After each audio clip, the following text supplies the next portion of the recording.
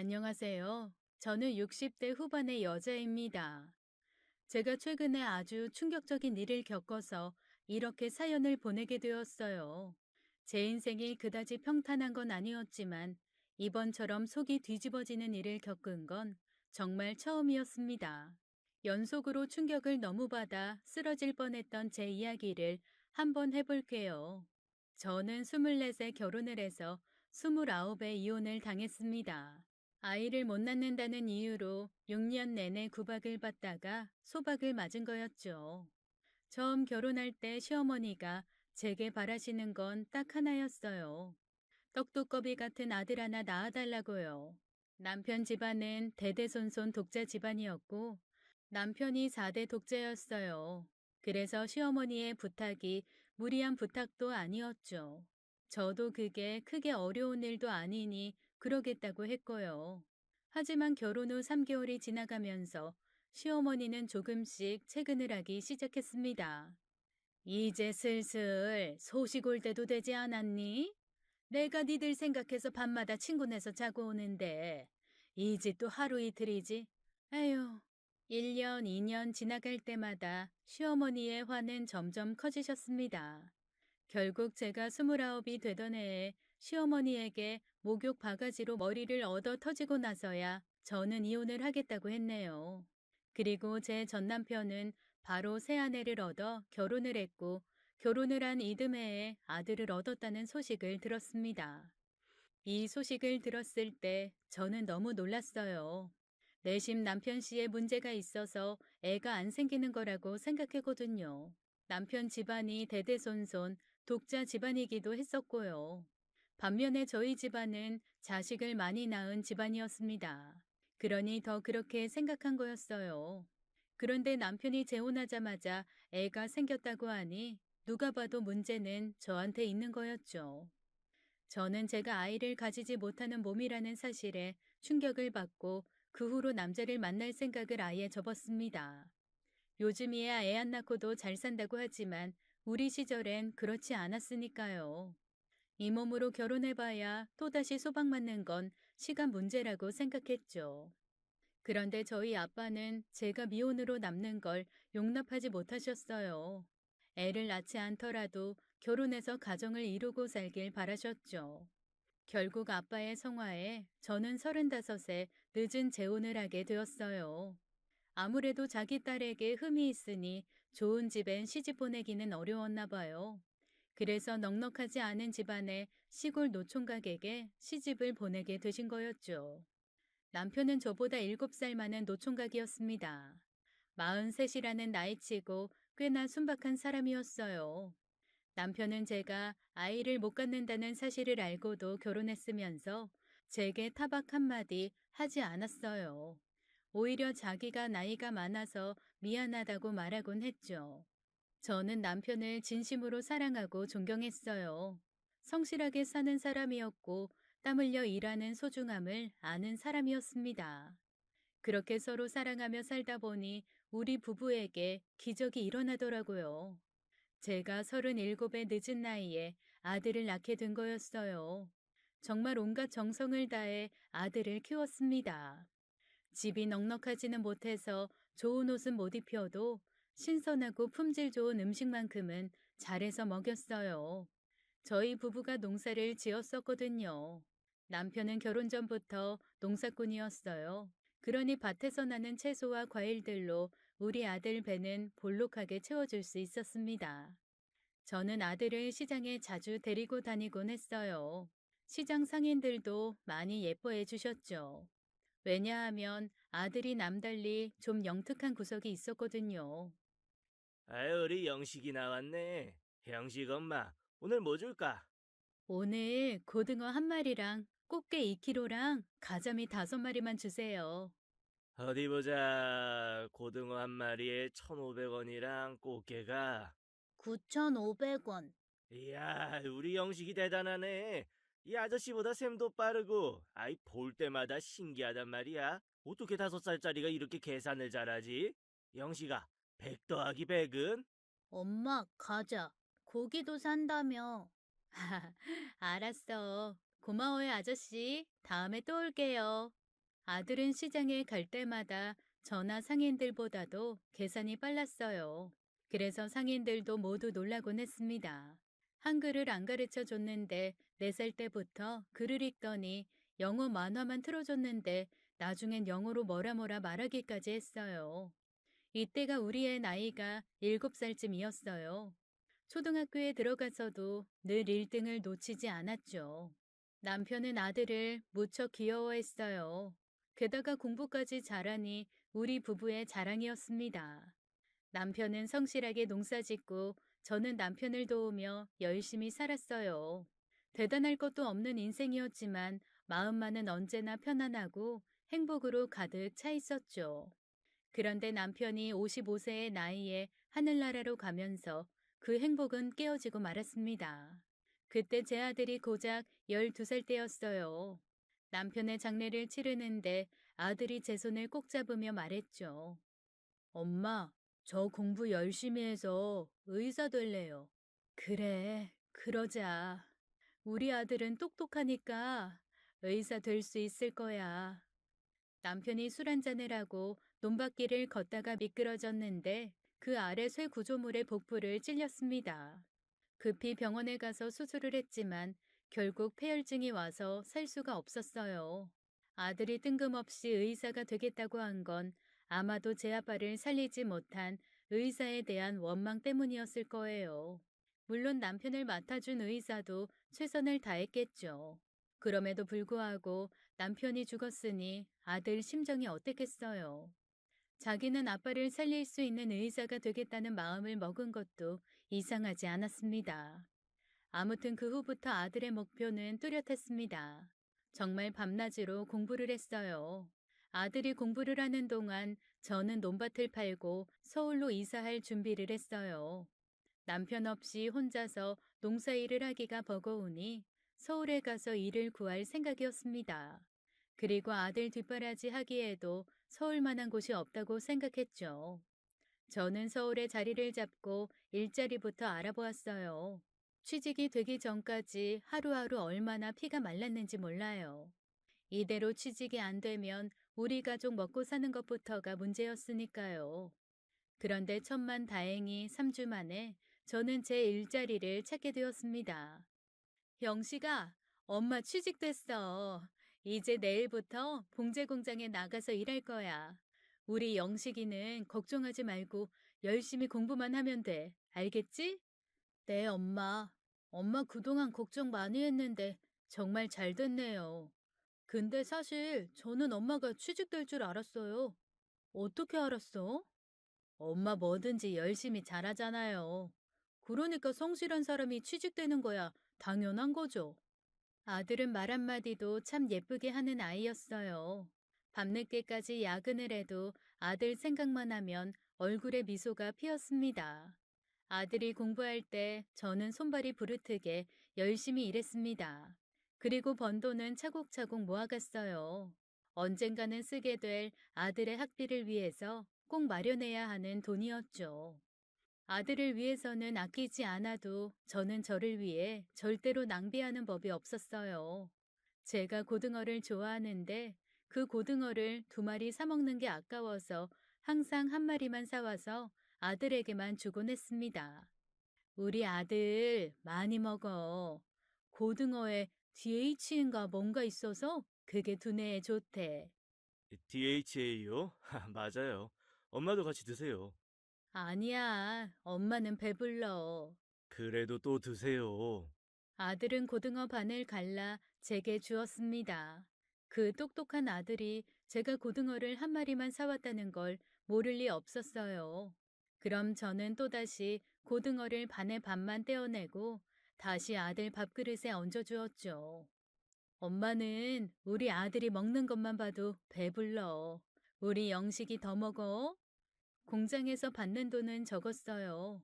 그래서 아들 책 한 권 사주는 것도 부담스러웠죠. 꼭 필요한 책들은 사주긴 했지만 넉넉하게 사주지는 못했어요.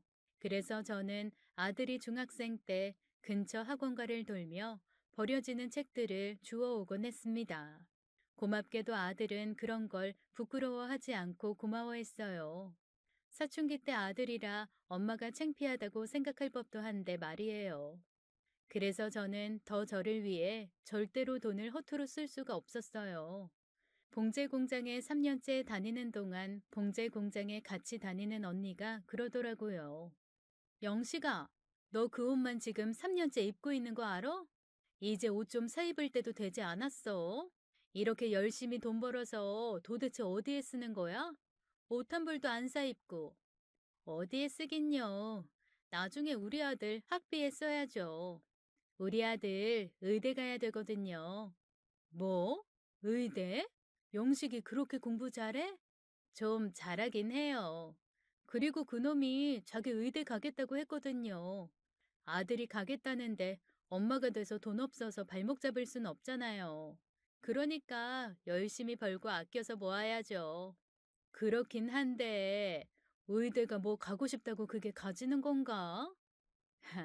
그렇긴 한데 우리 영식이는 한다면 하는 놈이에요. 그러니까 저도 이렇게 등이 굽을 때까지 열심히 일하는 거고요.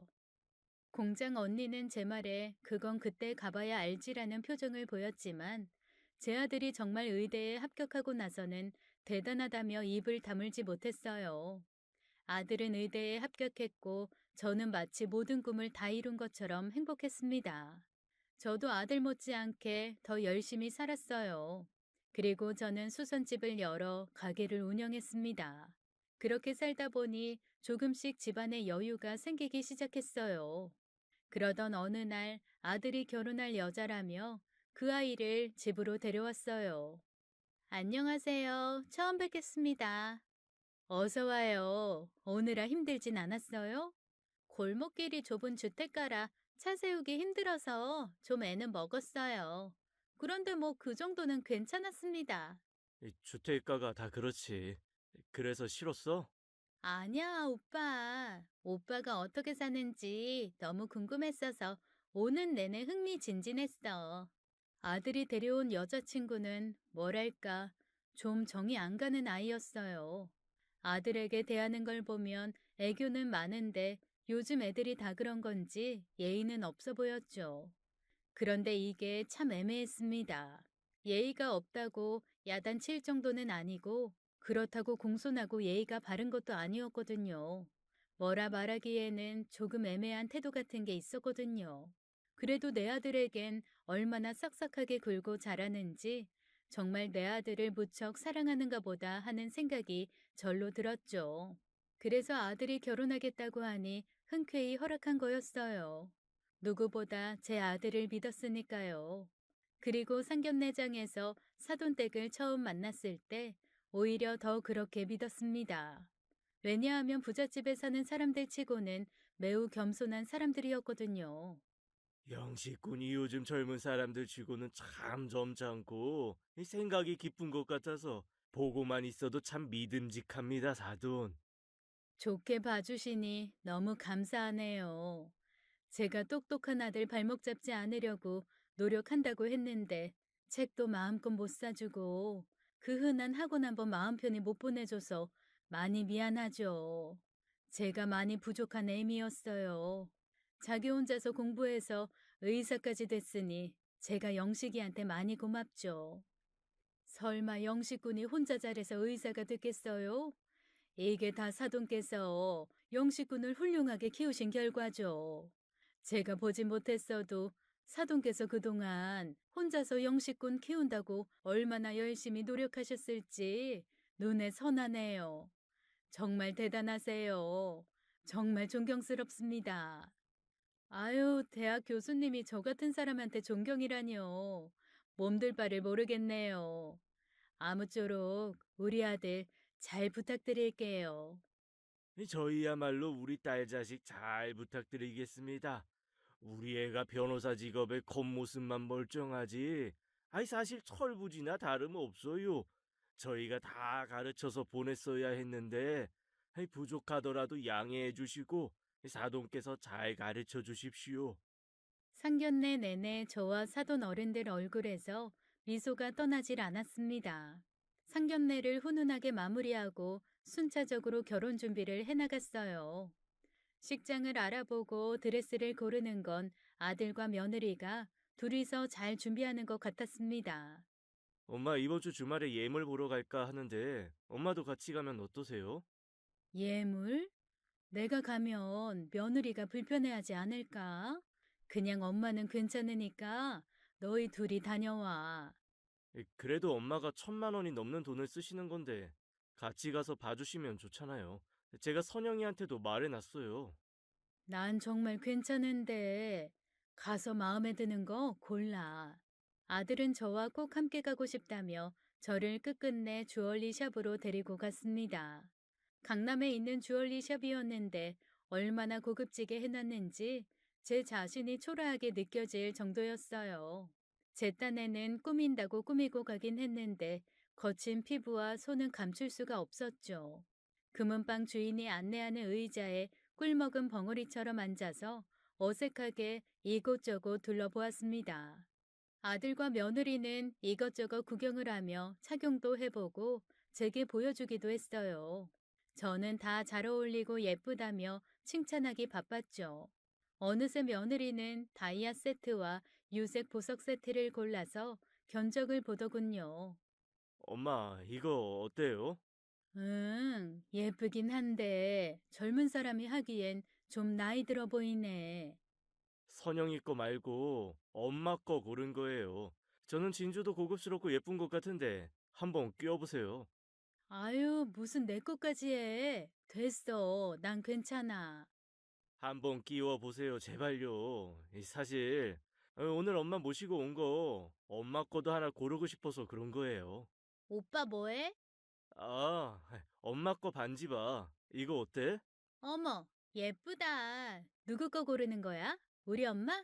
아, 이건 우리 어머니 거야. 자기도 장모님 거 하나 골라봐. 내가 선물할게. 아, 우리 엄마 거 아니고 어머니 거였어? 어머님, 어디 한번 끼워 보세요. 근데 사이즈가 그게 맞나? 어머님 손이 워낙 굵어서 안 될 것 같은데. 엄마 한번 해보세요. 아유, 괜찮다니까. 그럼 어디 한번 끼워 보기만 할게. 산다는 건 아니고. 진주 반지를 끼워 보니 제 손에 딱 맞더라고요. 얼마나 빛깔이 고운지 참 예쁘기도 하다 싶었습니다. 저는 그 흔한 금목걸이 금반지 하나 없이 살아왔어요. 저를 꾸미는 것에 돈을 쓰는 건 저 스스로 용납할 수 없는 일이었거든요.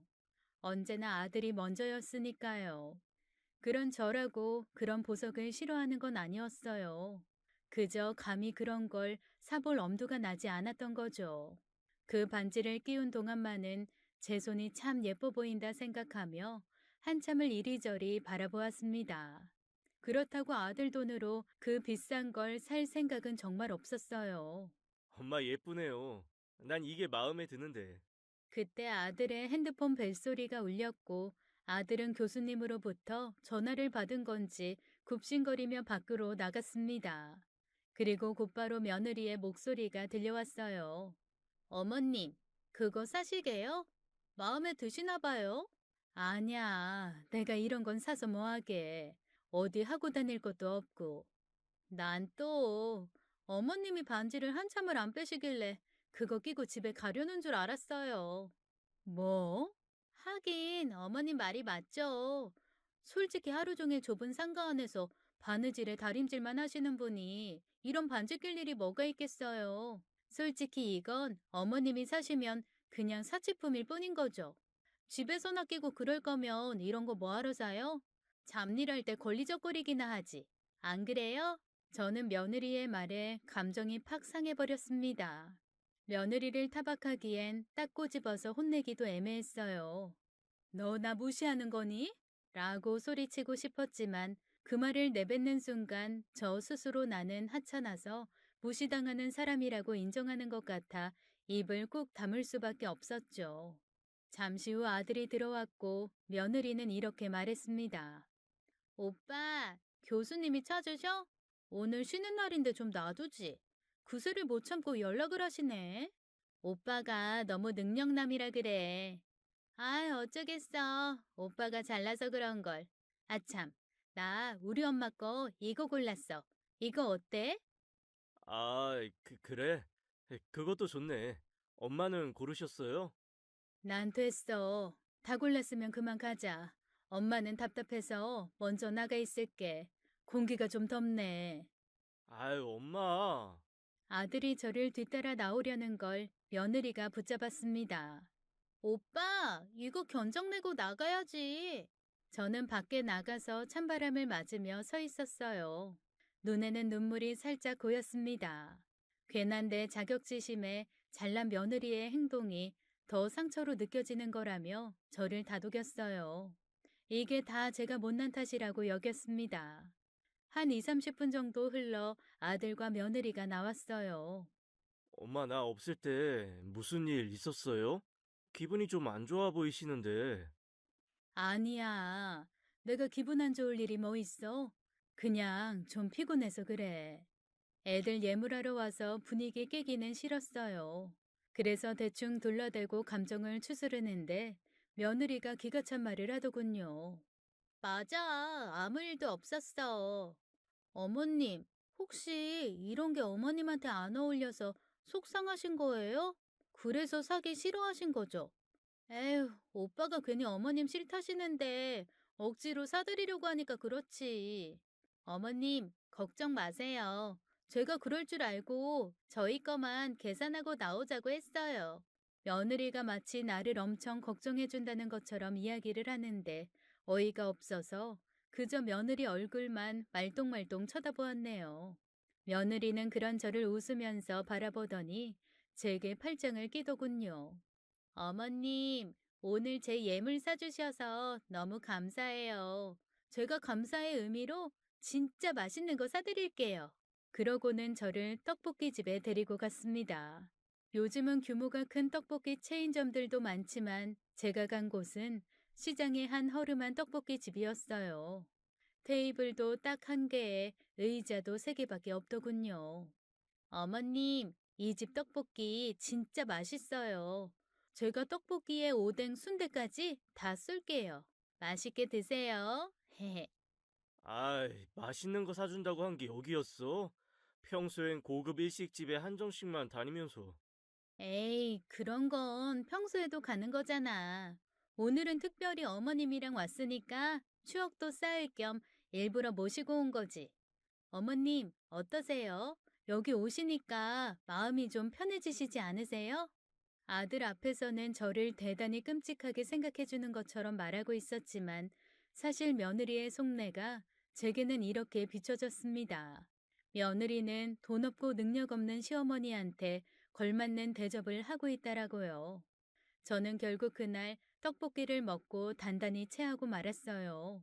많이 먹은 것도 아니고 먹는 신용만 했는데도 마음이 불편했는지 크게 체했습니다.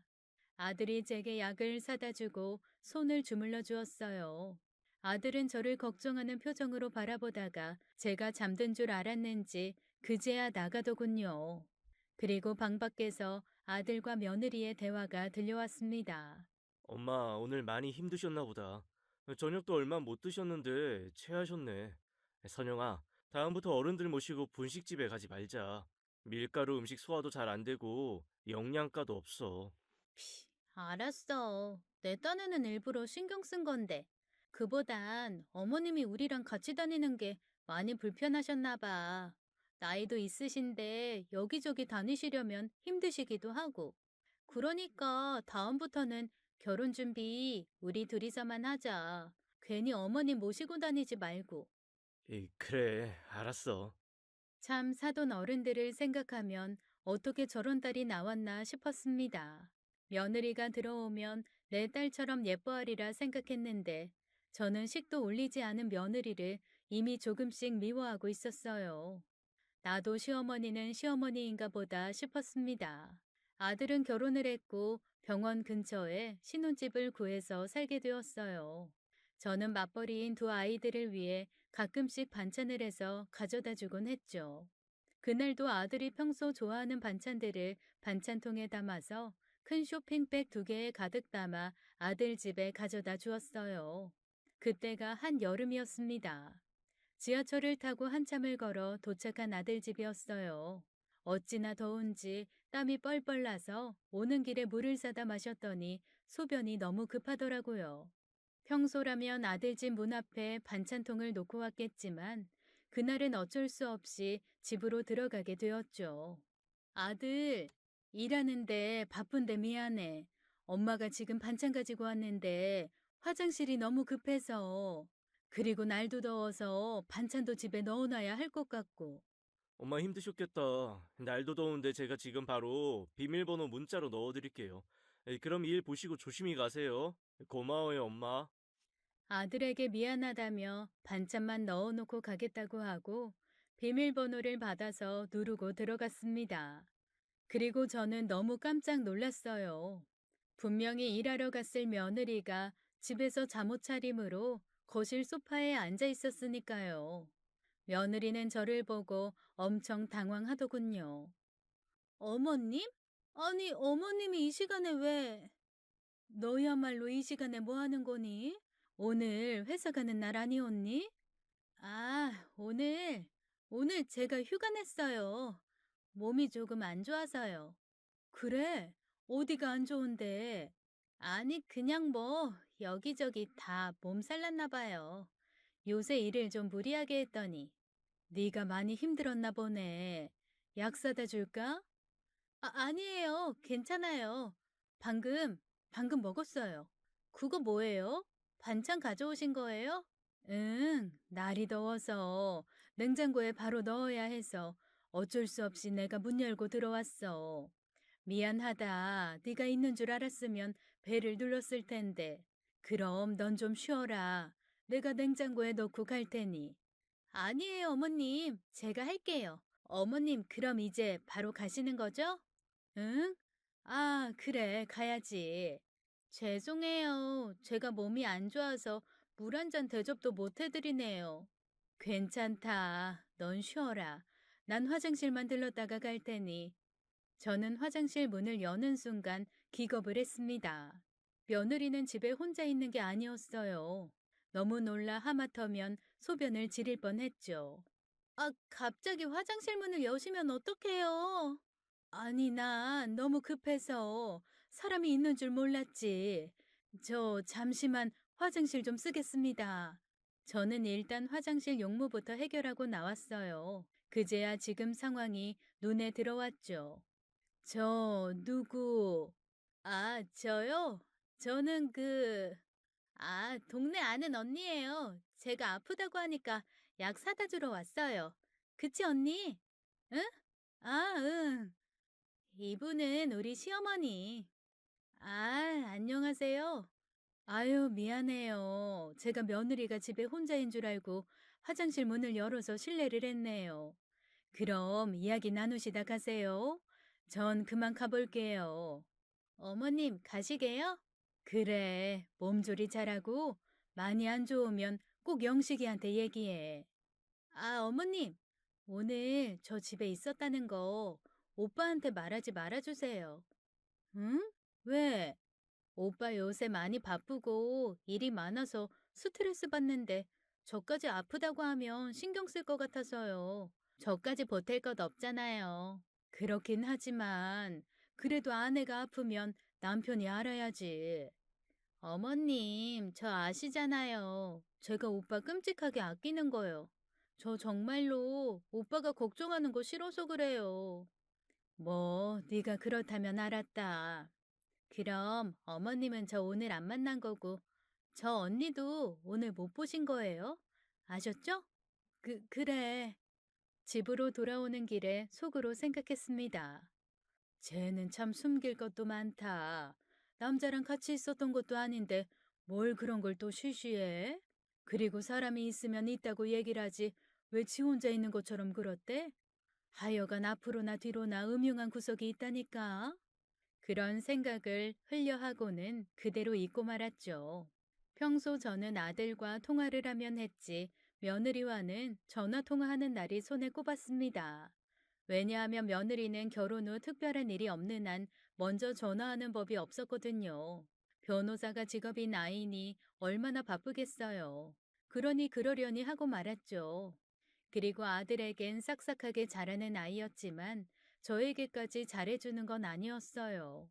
그래도 상관없었던 건 그저 둘이서만 잘 살면 된다고 생각했기 때문입니다. 그런데 그런 며느리가 어느 날부터인가 자주 연락하기 시작했어요. 어머님, 혹시 이번 주에 갈비 좀 재주시면 안 돼요? 오빠가 LA 갈비가 너무 먹고 싶대요. 그랬니? 저번에 준 반찬은 다 먹었고? 네, 실은 반찬도 거의 다 떨어졌어요. 그랬구나. 알겠다. 이번 주에 너희 집에 한번 들리마. 그 후로도 며느리에게서 이런 연락을 자주 받았습니다. 갈비부터 갈비찜, 불고기 매운 갈비찜 등등 고기 반찬들 위주로 저에게 여러 주문을 넣었어요. 하루는 아들에게 문자 메시지를 남겼죠. 영식아, 갈비찜은 잘 먹었니? 양념이 잘 됐나 모르겠네. 다음에 또 먹고 싶은 거 있으면 엄마한테 직접 얘기해. 바쁜 선영이 시켜서 귀찮게 하지 말고. 아들은 바쁜지 답장이 없었어요. 그리고 그날 저녁 전화가 왔습니다. 이제야 문자 봤다며 꺼낸 아들의 이야기는 좀 황당했어요. 엄마, 갈비찜이라뇨? 무슨 갈비찜? 어제 왔다 가셨어요? 나 아직 못 먹었는데? 어제 당직하느라 집에 못 들어갔거든요. 집에 가면 먹을게요. 고마워요, 엄마. 뭔가 이상하다는 생각이 들었어요. 제가 갈비찜을 가져다 준 건 지난주였거든요. 그걸 먹었어도 진작에 먹었어야 했습니다. 저는 아들을 떠보았어요. 갈비찜에 불고기는 먹었는지요. 역시나 아들은 그동안 제가 해간 음식들을 먹어보지 못한 눈치였어요. 저는 전화를 끊고 며느리에게 전화를 걸었습니다. 선영아, 지난번 갈비찜 너무 맵진 않았니? 영식이가 매운 걸 잘 못 먹는데 내가 너무 맵게 한 거 아닌가 몰라. 딱 좋던데요? 오빠도 맛있다고 엄청 잘 먹더라고요. 감사해요, 어머님. 다음번엔 제육볶음 해주시면 안 돼요? 오빠가 요새 매운 게 땡기나 봐요. 자꾸 매운 것만 찾아요. 그래? 알겠다. 이번 주에 제육해서 갈게. 며느리는 거짓말을 하고 있었어요. 저는 도대체 며느리가 왜 거짓말을 하는지 너무나 궁금했습니다. 그리고 제육볶음을 들고 아들 집을 찾았어요. 문 앞에 두었다고 하고 며느리에게 문자를 보내자 10분 정도 뒤에 문이 열리더니 며느리가 나오더군요. 그리고는 그 제육볶음을 들고 어딘가로 향했습니다. 도무지 이해가 가지 않는 상황이었어요. 속으로 짐작되는 바가 있어서 너무나 가슴이 떨렸습니다.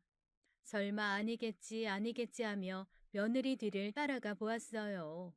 소주까지 사들고 며느리가 도착한 곳은 아파트 건너편에 위치한 아주 허름한 연립이었습니다. 연식이 아주 오래되어 금방이라도 허물어져 내릴 것 같은 곳이었어요. 그리고 며느리는 그중 한 집 앞에 섰습니다. 며느리는 초인종을 눌렀어요. 저는 문이 열리기를 조마조마해하며 기다리고 있었죠. 마침 문이 열리고 며느리를 마중 나온 사람의 얼굴이 보였습니다. 저는 안도의 한숨을 푹 내쉬었어요. 아유, 그럼 그렇지. 그럴 리가 없지. 난 또 누구라고. 그곳에서 나온 건 그때 화장실에서 마주친 그 여자였습니다. 오늘 다시 한번 그 여자를 보니 그때는 몰랐던 게 눈에 들어왔어요. 전에 봤을 때는 화장을 하고 있어서 잘 몰랐는데 오늘은 화장을 하지 않은 얼굴이 꽤나 나이가 들어 보였어요. 며느리와 친구라기엔 너무 나이가 많아 보였죠. 그렇다고 저처럼 엄마뻘도 아니었고요. 고급 아파트에 사는 며느리가 저런 허름한 연립에 사는 지인 집에 제육볶음을 가지고 간 걸 보니 그런 생각이 들었습니다. 며느리가 제 생각보다 속물의 여우 같은 스타일이 아닐 수도 있겠다는 생각이요. 그 동네 지인을 챙기려고 그동안 제게 음식을 해달라고 했던 건가 싶었습니다. 저는 며느리에게 전화를 걸었어요. 선영아, 제육 받았니? 아, 아직이요. 제가 오늘 출장을 나와서요. 아, 그렇지. 일하는 중이겠구나. 네, 그래서 길게 통화하기 어려운데. 그래, 알았다. 점심 잘 챙겨 먹고 제육은 양이 많으니 너무 많으면 이웃들이랑 나눠 먹어도 돼. 아, 네. 며느리에게도 따뜻한 마음이 있구나라는 생각에 며느리를 다시 보게 된 날이었어요. 그리고 얼마 후 며느리의 임신 소식이 들렸습니다. 그동안 고기 반찬을 그렇게 해달라고 하더니 임신을 해서 그랬었나 봐요. 그것도 아들을 임신한 거였죠. 며느리는 출산 후에 저에게 부쩍 더 자주 연락을 했습니다. 아이를 낳고 나서 힘이 들었는지 제게 자주 아이를 봐달라고 했어요. 며느리는 아이를 출산 후 휴직을 했지만 혼자서 아이 보는 걸 많이 힘들어 했죠. 그래서 그날도 며느리의 호출에 아이를 봐주러 가게 되었어요. 어머님, 저 잠깐만 나갔다 올게요. 마트에 살 게 있어서. 마트에 간다던 며느리는 못해도 두세 시간은 있다가 집에 들어오곤 했어요. 왜 이렇게 늦었어? 걱정했잖니. 아, 죄송해요. 대형마트에 갔다가 옆에 쇼핑몰에도 좀 들리느라. 어머님도 아이 낳아보셔서 아시잖아요. 아이 낳으면 하루 종일 애만 붙들고 있느라 나 자신한테는 신경 못 쓰는 거예요. 그래서 옷 구경하다 보니 그렇게 됐어요. 어머님도 같은 여자니까 제 맘 아시죠? 며느리 손에는 쇼핑백이 잔뜩 들려 있었습니다. 제가 영식이 키울 때와는 참 세상이 많이 변했구나 싶더군요. 저는 3년 내내 똑같은 옷만 입고 다녀서 공장 동료 직원에게 한 소리 듣던 게 생각나더군요. 며느리는 능력 있는 변호사라 돈을 많이 버니 저 정도 쇼핑은 당연한 거겠구나 싶었습니다. 제가 뭐라고 할 것도 아니었죠. 그런데 그 후로 며느리는 너무 자주 외출을 했어요. 아이를 저에게 맡겨놓은 채 자리를 비우는 시간이 점점 늘어갔죠. 두세 시간이었던 외출이 이제는 7시간은 예사였어요. 어딜 다녀왔냐고 물으면 마사지 받고 왔다, 사우나 다녀왔다, 카페에서 커피 한잔 했다, 영화 봤다, 온갖 이유를 들이밀며 불쌍한 척 이야기를 하니 뭐라고 할 수도 없었습니다. 어쩌다 보니 저는 제 손주를 보는데 몸이 묶여버렸어요. 그 때문에 제가 하던 수선집도 문을 닫는 날들이 점점 늘어갔죠. 이대로는 안 되겠다 싶어서 며느리에게 이제 아이는 봐주기 어렵겠다고 얘기를 했어요. 그러자 며느리가 애걸복걸했습니다. 제 아들까지 옆에 불러놓고요. 어머님 제발요. 저 이제 복직도 한 달밖에 안 남았어요. 어머님이 우리 주호 안 봐주시면 누가 우리 주호 봐주겠어요. 나도 이젠 수선집 문 열어야 돼. 쉬는 것도 하루 이틀이지. 정 안 되면 안사돈한테 부탁드려봐. 저희 엄마는 대학 강의 나가시잖아요. 나도 일하는 사람이야. 엄마, 그러지 마시고 이참에 좀 쉬시면서 손주랑 시간 보내시는 거 어떠세요? 지금 한창 예쁠 때인데 이 시기 지나면 다시는 이런 기쁨 누릴 날도 없잖아요. 제가 엄마 섭섭지 않게 아이 봐주시는 비용 드릴게요. 맞아요, 어머님. 어머님이 쉬시고 제가 일하는 게 경제적으로도 더 이득이고요. 어머님 월급은 이 일랑 상의해서 잘 챙겨드릴게요. 네? 저는 결국 아들까지 나서서 아이를 부탁하자 어쩔 수 없이 허락을 했습니다. 애들이 준다는 돈 때문이 아니라 정말 아들을 위해서 선택한 일이었죠. 그래서 얼마를 주는 거냐고 묻지도 않았습니다. 저를 끔찍하게 생각하는 아들이 알아서 하겠거니 생각했죠. 어머님, 월급 드리는 거니까 날짜랑 시간은 정확히 지켜서 와주세요. 다음 주 월요일에 첫 출근이시니까 월급은 매달 15일에 드릴게요. 그렇게 며느리 말대로 첫 출근을 하게 되었습니다. 어머님, 우리 주호 TV 켜주지 마시고 아이 봐주실 때 핸드폰은 절대로 하지 마세요.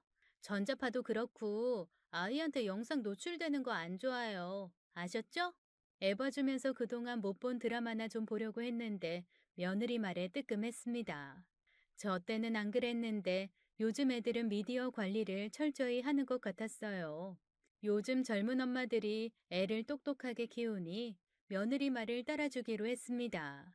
그래도 며느리가 저를 베이비시터 취급하는 것 같아서 조금은 서운했어요. 하루는 손주를 보고 있는데 며느리에게 전화가 오더군요. 어머님, 제가 핸드폰 하지 말라고 했잖아요. 벌써 잊으셨어요? 아, 아니, 잠깐 전화가 와서 받은 거야. 잠깐이 아니잖아요. 10분 넘게 통화하는 거 제가 다 봤거든요. 정말 어이가 없었습니다. 오랜 지인에게서 연락이 와서 전화를 받은 거였어요. 그것도 며느리 눈치가 보여서 짧게 전화하고 끊은 거였습니다. 그런데 그걸 며느리가 CCTV로 모두 지켜보고 있었던 거였죠. 내가 내 손주 보는데 감시당하는 기분은 정말 상상 이상으로 나쁘더군요. 그래도 어쩌겠어요. 아들 생각해서 꾹 참고 알았다고 했죠. 그런데 그 후로도 이런 일은 종종 있었어요. 어머님, 저 출근할게요. 주호 이유식 냉장고 맨 아래 서랍에 넣어놨어요. 그리고 유통기한 지난 건 먹이지 말고 버려주세요. 그래, 알았다. 아참, 그리고 저번 달 일해주신 비용이요. 그래, 고맙다. 잘 쓸게. 며느리가 나가고 나서 봉투를 열어보았습니다. 50만 원이 들어있더군요. 아들이 의사에 며느리는 변호사인데 자기 손주 봐주는 값으로 50만 원이라니. 요즘 베이비시터 비용이 못해도 150은 넘을 텐데 말입니다. 사실 돈 안 받고 봐줄 수도 있죠.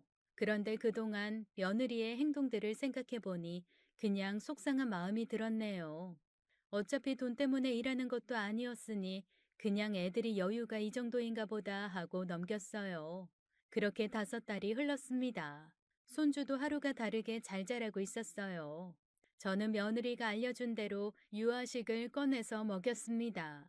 그리고 저도 배가 고프니 냉장고에 먹을 게 없는지 찾아보았어요. 제가 집에서 만들어 온 반찬을 냉장고에 채워주곤 했는데 그날은 하필 반찬이 똑 떨어졌더군요. 결국 어쩔 수 없이 냉장고를 좀 뒤지게 되었어요. 먹을 거라고는 계란밖에 없어서 계란 후라이를 해서 먹었습니다. 그런데 그날 퇴근한 며느리가 오자마자 승질을 내더라고요. 아, 어머님, 냉장고 좀 뒤져보지 마세요. 솔직히 저 기분 나쁘거든요? 그게 무슨 소리니? 애 밥 먹이려면 냉장고를 열어야 되는데, 그럼 애를 먹이지 말라는 거니? 그게 아니라, 어머님 오늘 냉장고 한참을 열어서 여기저기 다 뒤졌잖아요. 제가 CCTV로 다 봤거든요? 예, 정말 해도 해도 너무하다. 나는 그럼 먹지도 말고 애만 보라는 거냐? 그리고 그놈의 CCTV 타령 좀 그만해라. 내가 여기 내 손주 봐주러 왔지? 너한테 감시당하러 왔니? 그렇게 내가 못 믿어오면 네가 혼자서 애 봐. 그동안 사사건건 간섭하는 며느리 탓에 저도 그동안 참아왔던 게 팍 터져버렸습니다. 너무 화가 나서 집을 나서는데 아들이 들어오더군요. 엄마, 지금 가세요. 저녁 식사라도 하고 가세요. 됐어. 어디 며느리 무서워서 밥이 넘어가겠니? 저는 문을 박차고 나와버렸습니다. 핸드폰에는 아들에게서 연신 전화가 걸려오고 있었어요. 그날 밤 아들이 며느리를 데리고 집으로 찾아왔더군요. 당신 뭐해? 빨리 잘못했다고 말씀드려. 어머님, 제가 잘못했어요. 저도 아이 처음 키우다 보니 모든 게 다 예민해서 그랬나 봐요. 요새 일도 힘들고 그래서. 일이 힘들면 시애미한테 스트레스 풀라고 하던? 나도 할 만큼 했어.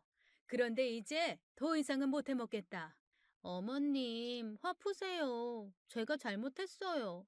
너는 내가 네 애 봐주면서 네 돈 받으니까 생색 내려는 모양인데 나 네 시애미지 베이비시터 아니다. 그리고 내가 고작 50만 원 받으면서 이딴 유모 취급까지 받아야겠니? 당신 그게 무슨 소리야? 50만 원이라니. 내가 엄마 300만 원 드리라고 돈까지 넣어줬잖아. 이거 어떻게 된 거야?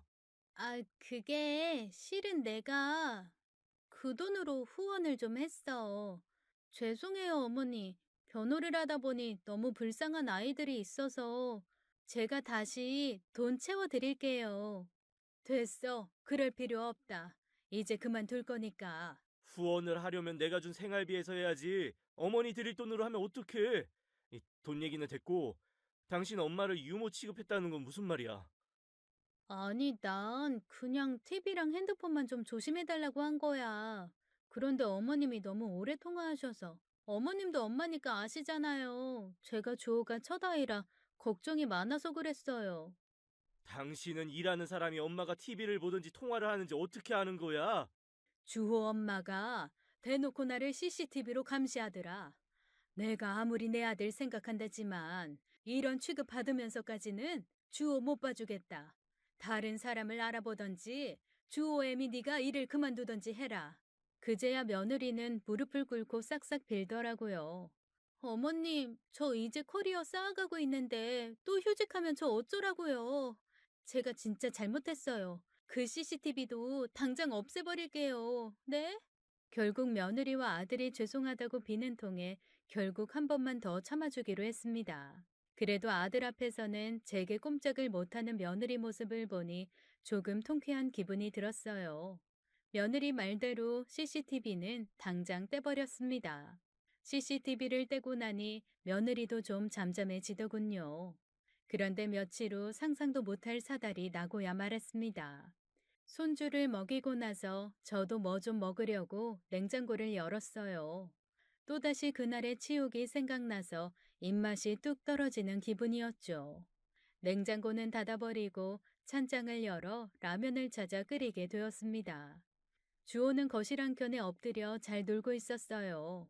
라면 냄비를 들고 식탁으로 걸어오는 순간 발밑에 턱하고 무언가가 걸렸고 전 그대로 냄비와 함께 넘어지고 말았습니다. 아 뜨거라고 생각한 순간 우행하는 소리가 들려왔어요. 제 발밑에 걸린 건 다름 아닌 손주였던 거죠. 손주를 본 순간 저는 기겁하며 아이를 들고 화장실로 뛰어갔습니다. 응급조치로 아이 몸에 물을 뿌리고 몸 여기저기를 살펴보았어요. 팔뚝에 500원짜리 동전만하게 빨갛게 부었더군요. 국물이 튄 것 같았어요. 아이고, 이걸 어쩜 좋아. 미안하다, 주호야. 할미가 배 채우겠다고 널 이렇게 아프게 하고. 손주 팔뚝에 열기를 빼고 나니 그제야 제 가슴팍이 쓰라려 오는 사실을 알았습니다. 아이고, 아파라. 저는 제 몸에도 물을 뿌렸어요. 제 몸에 대충 물을 뿌리고는 나와서 손주의 팔뚝에 화상 연고를 발라주었습니다. 그리고 나서 제 몸을 확인했는데 가슴팍에 손바닥만하게 물집이 잡혀 있었어요. 게다가 넘어지면서 허리도 삐었는지 거동하기 힘들 만큼 아파왔죠. 아이를 데리고 병원에 다녀오며 저도 치료를 받고 왔습니다. 아들에게 전화해서 오늘 있었던 이야기를 하자 아들은 저부터 걱정하더군요. 주호는 동전만하게 빨갛게 되고 물집만 조금 잡힌 거죠? 그럼 괜찮을 거예요. 그런데 엄마는요? 많이 다치신 것 같은데 정말 괜찮은 거 맞아요? 웬만하면 저희 병원으로 한번 나오세요. 제가 예약해 드릴게요. 그날 저녁 퇴근한 며느리가 집에 들어왔어요. 저는 미안하다고 이야기를 꺼내려는데 그 순간 며느리가 제 뺨을 세게 후려치더군요. 애 하나 똑바로 못 보고 다치게 만들어? 돈값 못할 거면 나가 죽어. 며느리는 평소에 며느리 모습이 아니었어요. 제가 아이를 다치게 한 건 100번 제 잘못이지만 아이가 그렇게 심하게 다친 것도 아니었거든요. 낮에 병원에 갔을 때 의사가 깊은 화상은 아니어서 시간이 지나면 나아질 거라고 했었습니다. 물집이 잡히긴 했지만 심각한 건 아니었어요. 며느리의 눈밑이 파르르 떨리고 있었어요. 저는 너무 놀라 바닥에 주저앉아 벌벌 떨었죠. 쓸모없는 것. 뭐야? 쓸모없으니까 당장 꺼지라고. 며느리는 저를 잡아 질질 끌고 현관문 앞에 내동댕이 쳤습니다. 저는 며느리의 행동에 너무 충격을 받았어요. 정신을 차려보니 집이었는데 무슨 생각으로 집까지 도착했는지도 모르겠더군요. 그 후 집 밖으로 한 발자국도 나가지 않았어요. 아들에게 며느리가 한 짓을 말할 수도 없었습니다. 너무 창피해서요. 아들에게 한 번 연락이 왔었어요. 엄마 선영이 말로는 몸이 안 좋으시다면서요. 괜찮으신 거예요? 내일이라도 당장 저희 병원으로 오세요. 베이비시터 구하는 중이니까 엄마는 주호 걱정 마시고 일단 좀 편히 쉬시고요. 엄마 죄송해요. 엄마 힘들게 해서요. 아들은 그날 일어난 일을 전혀 모르고 있었습니다. 그저 제가 아파서 손주를 못 봐주는 줄만 알고 있더군요. 기분이 너무 가라앉아서 집 밖에 한 발자국도 나가기 싫었어요. 그렇게 한 일주일을 집에만 있었는데 아들이 시간을 내서 저를 보러 오겠다더군요. 저는 마침 밖에 볼 일이 있어서 아들에게 오지 말라며 한사코 말렸습니다. 아들을 만나면 눈물이 터질 것 같았거든요. 저는 도장과 신분증을 챙겨 부동산으로 향했어요. 제가 제 노후를 대비해서 사둔 오피스텔이 있었는데 새로운 세입자를 받았다는 연락을 받았거든요. 무거운 걸음으로 간신히 부동산에 도착을 했습니다. 부동산이 코너에 있는 부동산이었는데 드나드는 문이 두 군데인 곳이었어요. 그런데 그곳에서 며느리를 보게 되었습니다. 제가 들어가려던 문 반대쪽에서 며느리가 나오더군요. 그때 본 그 여자와 함께 팔짱을 끼고서 나오는데 이해가 가지 않는 말을 하는 걸 듣게 되었죠. 엄마, 집 마음에 들어? 응, 오피스텔이 깨끗하고 옵션도 아주 잘 돼 있네. 내가 네 덕에 이제야 호강한다. 에이, 뭘. 우리 어디 가서 커피나 마시면서 수다나 떨까? 내가 그 노친네 때문에 아주 혈압 올라 죽는 줄 알았어. 왜 또? 네 시애미가 또 등신짓 했어? 맞아. 저기 카페 있다. 우리 저기로 갈까? 며느리는 엄마라고 부르는 여자에게 제 욕을 하고 있었습니다. 카페에 자리를 옮기고 나서도 제 욕을 끝도 없이 해나갔어요. 솔직히 오빠가 의사니까 그거 믿고 결혼했지. 시어머니는 완전 개털이야. 왜 돈 많고 직업 좋은 남자는 안 꼬이고 꼭 어디 하나 모자란 사람들만 꼬이는지 몰라. 아니, 돈 없으면 일이라도 좀 제대로 하던가. 우리 주호 맡겨놨더니 주호팔에 화상 입힌 거 있지? 뭐야? 아니, 그 등신은 애 안 보고 뭐 했대? 내 말이. 아무튼 그래서 내가 그냥 잡아서 집 밖으로 끌어내버렸어. 이참에 그냥 딱 연 끊고 살면 좋겠어. 뭐 하나 떨어질 콩고물이 있어야 잘해주지. 안 그래? 잘했어. 네 시애미 개털이라면서. 나중에 니들 발목 잡기 전에 미리 떨구는 것도 나쁘지 않지. 아니지. 그러다 김서방이 알면 어쩌려고. 엄청 효자라며. 그러다 너 쫓겨나는 거 아냐? 아유, 내가 누구야. 당연히 남편은 잘 구슬러서 얘기해놨지. 지금 시어머니 몸 안 좋아서 쉬는 줄 알아. 의사가 좋은 게 뭐야? 바빠서 집안에 신경 잘 못 쓰지. 돈은 많이 벌어오지. 이보다 훌륭한 돈 버는 기계가 어딨어. 저는 그들의 대화를 들으며 정말 기가 막히고 코가 막혀 눈물이 다 나왔어요. 그들의 대화는 정말 끝이 없이 이어졌습니다. 그나저나 엄마 오피스텔 마련할 돈은 어디서 난 거야? 남편이 버는 돈이랑 우리 양부모님이 시집 갈 때 챙겨준 돈 있잖아. 그리고 그 여자 베이비시터 비용 빼돌린 것까지 다 합친 거지. 내가 이 돈 모으느라고 아주 여기저기서 박박 긁어 모았어. 그래도 네가 그 집에 양딸로 가서 얼마나 다행인지 몰라. 아직 너 무직인 거 아무도 몰라? 하나같이 잘들 속더라니까. 너도 참 대단하다. 변호사인 척 하고 산 지가 언젠데 아무도 그걸 눈치 못 챈다니? 내 딸이지만 하여간 대단해. 이게 다 엄마 닮아서 그렇지 뭐. 엄마야말로 나 그 집 앞에 두고 가서 대신 키우게 했잖아. 남 등쳐먹고 사는 이 유전자 어디 가겠어? 얘 말이 좀 그렇다. 등쳐먹긴 뭘 등쳐먹어? 그냥 똑똑하게 사는 거지.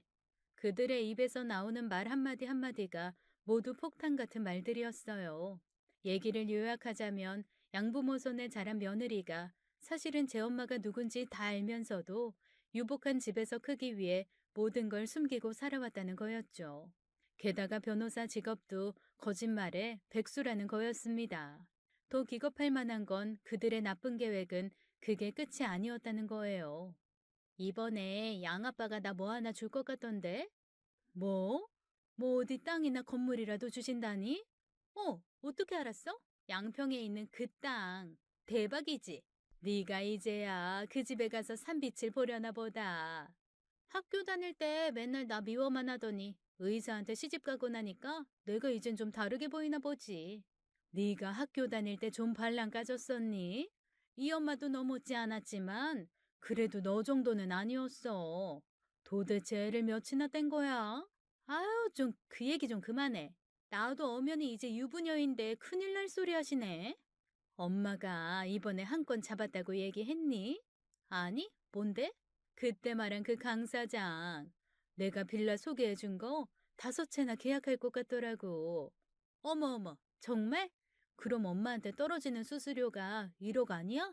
맞지. 그저 남자들은 여자가 살살살살 말만 잘하면 그렇게 아무 생각 없이 돈을 쓴다니까. 이번에 일 잘 되면 내가 너한테 한턱 크게 쏠게. 정말? 그럼 나 에르메스 사주라. 이년아 적당히 좀 불러. 그냥 구찌나 샤넬 같은 거나 하나 사. 치, 알았어. 그들의 대화를 듣고 나서 저는 심경이 복잡해졌어요. 이걸 사돈댁에 얘기를 해야 하는 건지 아들에게 알려야 하는 건지 고민이 깊어졌죠. 사돈댁은 아무것도 모르고 철든 딸이라 생각하고 잘 사시고 있고 제 아들은 주옥 키우며 불평 없이 잘 사는데 제가 괜한 벌집을 건드리는 게 아닌가 싶었거든요. 속이 너무 답답하다 보니 저는 제 남편을 찾아갔어요. 소통할 사람 하나 없으니 죽은 사람을 찾게 되더군요. 그리고 듣지도 못할 남편에게 제 한풀이를 마음껏 풀어버렸습니다. 여보, 나 어쩌면 좋아요. 도대체 어디서부터 잘못된 건지 모르겠어요. 할 수만 있다면 내 아들 결혼 전으로 돌려놓고 싶어. 사돈, 그게 무슨 말씀이세요? 에그머니나, 아니, 사돈이 왜 여기에... 지금 하신 말씀이 전부 사실입니까? 아니, 그게... 그곳에서 사돈을 마주칠 줄은 정말 예상도 못했습니다. 근처에 볼 일이 있어서 지나다가 제 남편 자리에 꽃이라도 새로 꽂아주실 겸 수목원에 방문했다고 하더군요. 그리고 한스럽게 울고 있는 제 뒤에서 차마 아는 체를 할 수 없어 가만히 서 있었다고 하네요. 그러다 모든 이야기를 듣게 된 거였고요. 저는 제 감정에 취해 뒤에 사람이 온 줄도 모르고 제 속 이야기를 모두 끄집어내고 있었던 거였어요. 제 얘기에 놀란 건 사돈들도 마찬가지였습니다. 저희는 자리를 옮겨 카페에서 무슨 일이 있었던 건지 이야기를 나누게 되었어요. 저는 며느리가 양딸인 줄 몰랐어요. 죄송해요. 제가 제 친딸이라고 생각하고 살아왔고, 솔직히 말하면 사돈댁에 흠잡힐까봐 모른 척 넘어가려고 했네요. 정말 죄송합니다. 제 딸아이가 그동안 저지른 물에 제가 대신 사과하겠습니다, 사부인. 제가 우리 딸을 잘못 키웠어요. 오랫동안 아이가 생기지 않아서 시름이 깊어가던 부부에게 어느 날 집 앞에 놓인 아이는 하늘이 내려준 선물과도 같았다네요. 그게 바로 제 며느리였어요. 며느리는 자라면서 참 말을 잘 듣는 아이였다고 했습니다. 그런데 참 이상한 것은 학교에서 친구를 괴롭힌다는 선생님의 연락을 종종 받았다고 하더군요. 며느리는 사람을 봐가면서 대해왔던 거였어요. 자기보다 약자라고 여기면 함부로 대하고 자기가 잘 보여야 하는 사람에겐 한없이 좋은 사람, 착한 사람처럼 굴었다고 했습니다. 인간관계에서 상하관계를 명확히 구분지어 행동하는 아이였던 거죠. 사돈 어른들은 며느리를 키우다 보니 그런 사실을 알게 되었대요.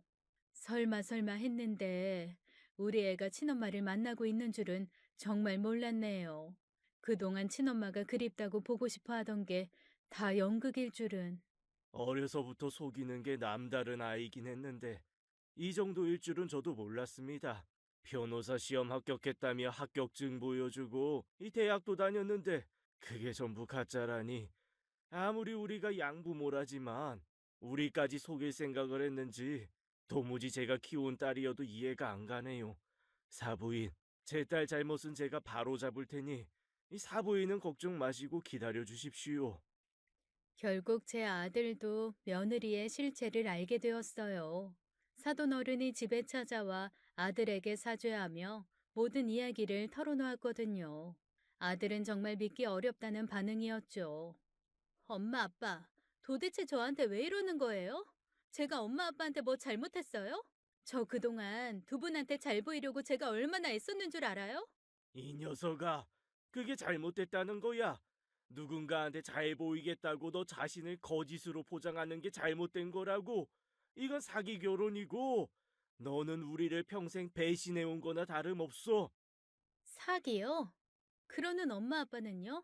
왜 내가 양딸이라고 나한테 평생 말 안 했는데요? 제가 두 분 부모 연기에 속으로 얼마나 웃겼는지 알아요? 뭐야? 선영이 너 그게 무슨 말버릇이야? 누가 뭐래도 우리는 널 친자식처럼 사랑했고 정성으로 키웠어. 친자식? 정말 그렇게 생각했으면 지금 이런 상황을 만들지도 않았겠지. 자식의 흠을 감춰주고 감싸주는 게 부모 아니에요? 너 원래 이렇게 무례하고 싸가지 없는 애였니? 당장 나가. 네가 그동안 우리 엄마한테 대한 것만 생각하면 당장 똑같이 해주고 싶지만 네가 주호 엄마라서 참는 줄 알아. 하, 내가 그동안 오빠한테 얼마나 공을 들였는데 이렇게 매몰찰 수가 있어? 나 오빠가 죽으라면 죽는 신용도 한 사람이야. 입안에 혀처럼 굴어줄 때는 좋아 죽더니 이젠 내가 변호사가 아니라니까 내가 싫어진 거야? 아니면 다른 여자라도 생겼나? 아들은 며느리의 악담을 참지 못하고 며느리의 멱살을 잡아서 집 밖으로 끌어냈습니다. 그 후 며느리는 사돈을 찾아갔지만 문을 열어주지 않았다고 합니다.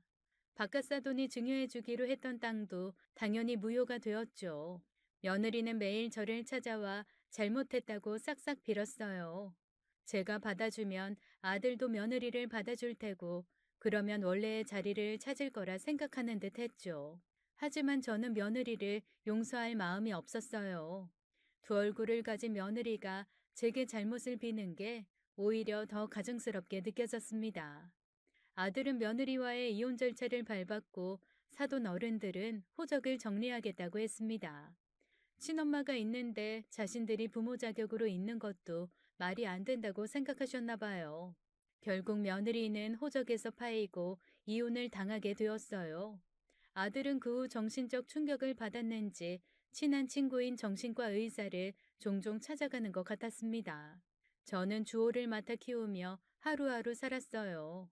제 가슴에 화상 자국이 남은 것처럼 제 마음에도 정신적 충격이 그대로 남아있는 것 같았죠. 여전히 가슴 속엔 돌덩이가 들어앉은 기분이었습니다. 며칠 후 다시 부동산을 찾아갔습니다. 저 대신 계약을 진행해준 부동산에서 계약서를 가져가라고 했었거든요. 그리고 그곳에서 뜻밖의 이야기를 듣게 되었습니다. 사모님, 이번에 빌라 투자 한번 해보실래요? 저기 땡땡동에 새로 지은 빌라가 있는데 위치도 좋고 가격도 잘 나와서 투자하기 괜찮을 것 같아서요.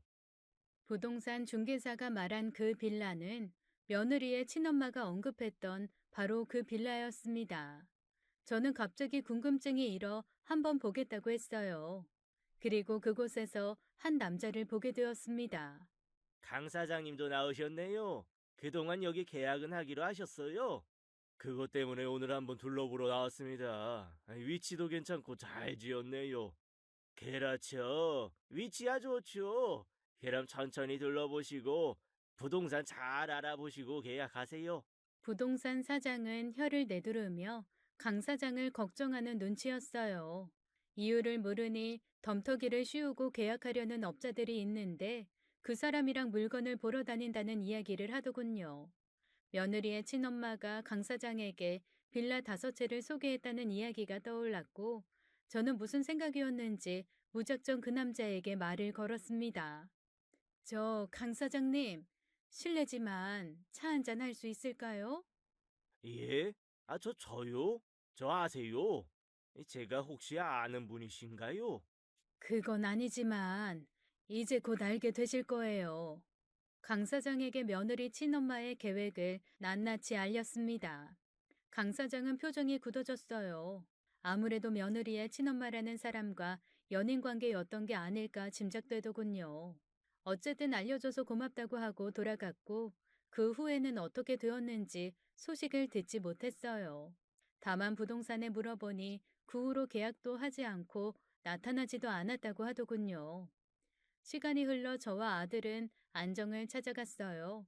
그리고 한참 시간이 흘러 우연히 강 사장을 길에서 마주치게 되었죠. 그때 그 구원자님 맞으시죠? 어머, 네, 이렇게 뵙네요. 그때는 경황이 없어서 인사를 못 드렸는데, 덕분에 빌라 사기 당하지 않을 수 있었어요. 감사합니다. 그 여자가 사기 치려던 거 맞죠? 더 비싸게 붙여서. 네, 덕분에 깔끔하게 정리했네요. 그래서 말인데, 이번엔 제가 차 한 잔 대접하고 싶은데 시간 괜찮으신가요? 아, 제가 지금 우리 손주를 보러 가야 해서요. 그럼 살펴가세요. 아마 그날 강 사장은 제게 감사 인사보다는 저와의 인연을 이어가 보려 했던 것 같아요. 하지만 저는 그럴 생각이 없었습니다. 지금 아들과 손주, 우리 죽은 남편만 그리기에도 하루가 너무나 바쁘거든요. 요즘은 친구들과 모여 손주 자랑하느라 바쁜 날들을 보내고 있어요. 다행히 손주가 잔머리보다는 공부머리를 타고난 듯 보이더군요. 며느리를 닮지 않은 것 같아서 천만 다행이라 생각합니다. 그 후 그 모녀는 어떻게 지내는지 모르겠네요. 어디선가 사기나 안 치고 다녔으면 좋겠습니다. 지금까지 사연 읽어주는 남녀였습니다. 끝까지 함께 해주신 여러분 감사드리며 저희는 다음 사연으로 돌아올게요. 감사합니다.